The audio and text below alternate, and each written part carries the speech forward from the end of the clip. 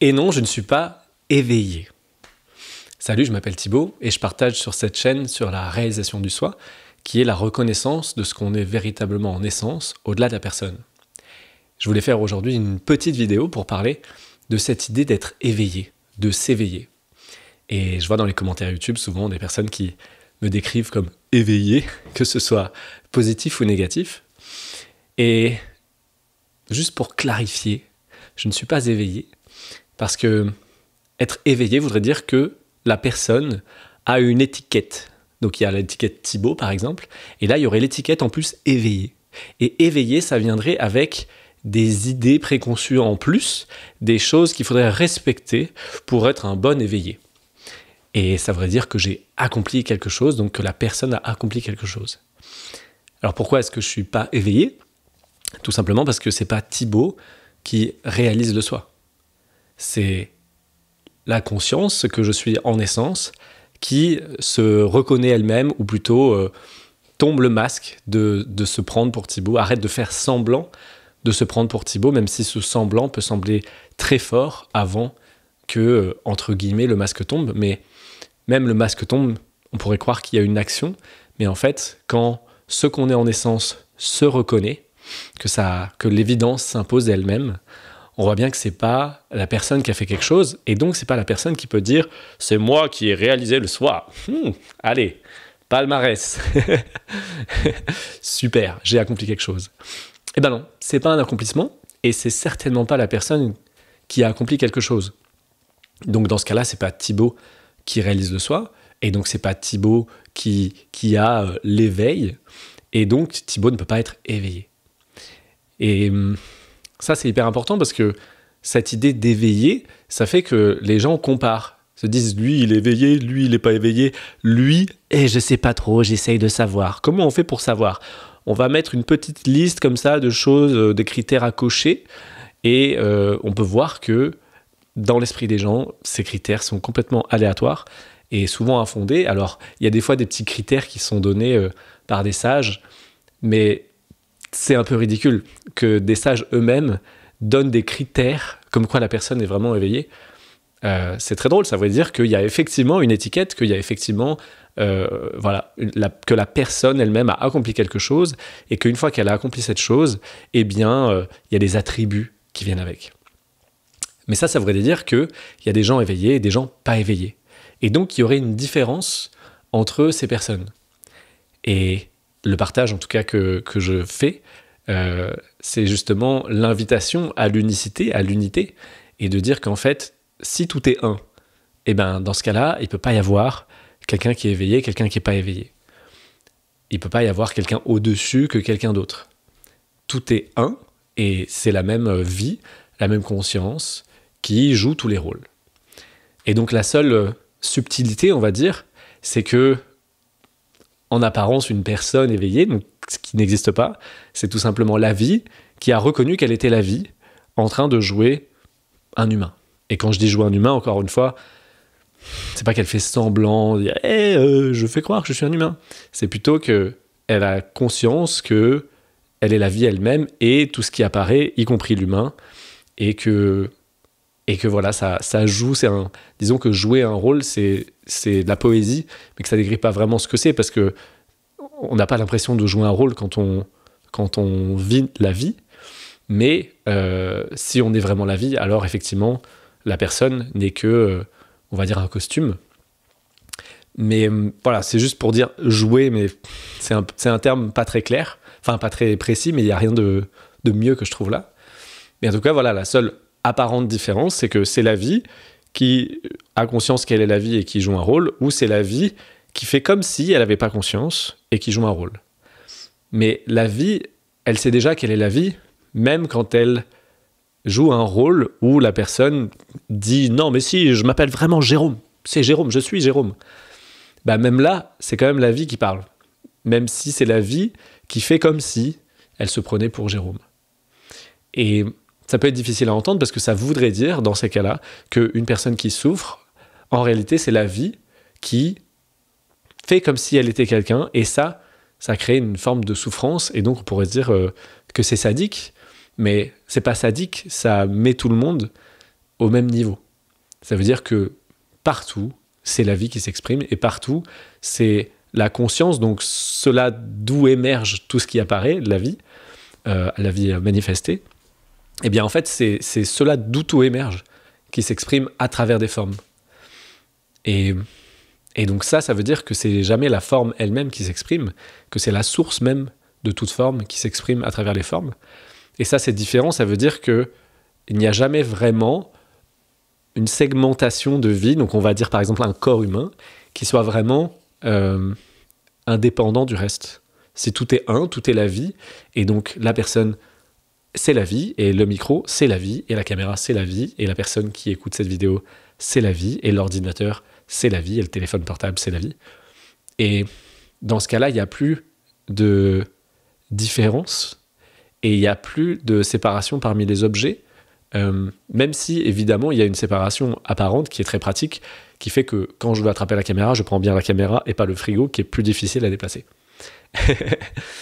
Mais voilà, ça veut dire que éveiller implique automatiquement qu'il y a une différenciation et que généralement on met sur un piédestal les personnes avec une étiquette d'éveillé et qu'on dégrade les personnes qui ne sont pas éveillées, et souvent c'est soi-même, parce qu'on a un bourreau intérieur qui dit « Ah bah non, mais regarde, moi je suis pas éveillé parce que je me compare avec les gens dits éveillés et je les trouve tellement plus joyeux, paisibles, bienveillants, etc. que moi, que je me dis bah forcément il y a quelque chose que j'ai pas encore accompli, compris, qui fait que je ne mérite pas cette petite étiquette. » Et pour finir sur cette histoire d'étiquette, c'est intéressant.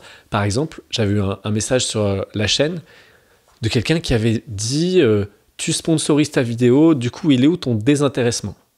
À peu près un truc comme ça. Et en fait, c'était hyper intéressant parce que, par exemple, cette personne, elle avait mis l'étiquette désintéressement sur éveillé. Et donc, un éveillé ne peut que être un mendiant dans la rue qui est là et qui parle à des gens comme ça qui croisent si jamais ils ont bien envie de les entendre. mais voilà, l'éveillé a surtout pas le droit de sponsoriser sa chaîne parce que ça voudrait dire qu'en fait, il est intéressé, qu'il s'intéresse pas vraiment aux gens, que c'est pas vraiment qu'il est bienveillant, mais qu'en fait, il est en train d'exploiter les failles des autres. Ça, c'est merveilleux. C'est vraiment génial. Ça montre, hop, voilà, éveillé, hop, on met l'étiquette, et là, on se dit, attends, mais en fait, il n'est pas éveillé parce qu'il correspond pas à ma checklist de l'éveil. Et par exemple, quelqu'un qui serait éveillé, qui se met en colère, pour la plupart des gens, ça fait bizarre parce qu'ils se disent mais attends, du coup, je croyais que la colère, c'était pas la même chose que l'amour, que la joie, que la paix. Mais du coup, ça veut dire peut-être qu'il n'est pas éveillé s'il se met en colère. Et en fait, on juge toujours la forme, alors que ce dont on parle, c'est le fond, c'est au sein de quoi ça apparaît. Et au sein de quoi ça apparaît, c'est libre. C'est libre. Et donc, vous êtes libre. Et je suis libre. Et vous êtes libre d'être éveillé ou pas éveillé. Et c'est beaucoup plus libre de n'être ni éveillé ni pas éveillé, plutôt que d'être éveillé. Parce qu'éveillé, ça enferme dans une case, ou pas éveillé, ça enferme dans une autre case. Et l'invitation, c'est justement de laisser tomber toutes les étiquettes. Quand on les voit apparaître mentalement, il y a l'étiquette qui arrive, qui dit « je suis pas éveillé », et ben on la pose par terre. Et on voit qu'est-ce qui reste s'il n'y a pas cette étiquette. Et s'il y a l'étiquette éveillée, alors voilà, le petit égo spirituel fier de lui qui dit bah, « j'ai le trophée », et bien lui aussi, on le laisse tomber. Lui aussi, il empêche d'être libre et de justement faire des choses qui peuvent paraître pas éveillées aux yeux des autres.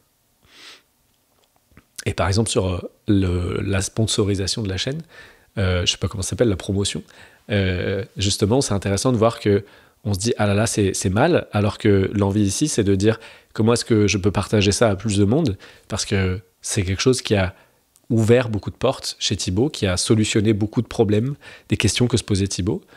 Et cette façon de voir le monde est quand même particulière, assez différente de tout ce qu'on m'avait appris jusqu'à un certain âge.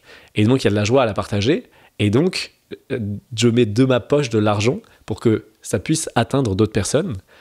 Et voilà, ces personnes, elles vont juste voir une publicité. Et à la place de voir une pub pour une voiture électrique, eh ben, ils auront une pub qui leur dit vous êtes la vie. Et je trouve ça très drôle de me dire qu'il y a des gens comme ça, au milieu de rien, ils vont tomber sur une vidéo et ils vont entendre parler de réalisation du soi. Et je trouve ça formidable. Et voilà. Et du coup, ça peut être fait sans que ce soit le démon. Que voilà, on peut parler d'argent sans que ce soit forcément que c'est égoïste, que c'est pour mes petits intérêts et tout ça.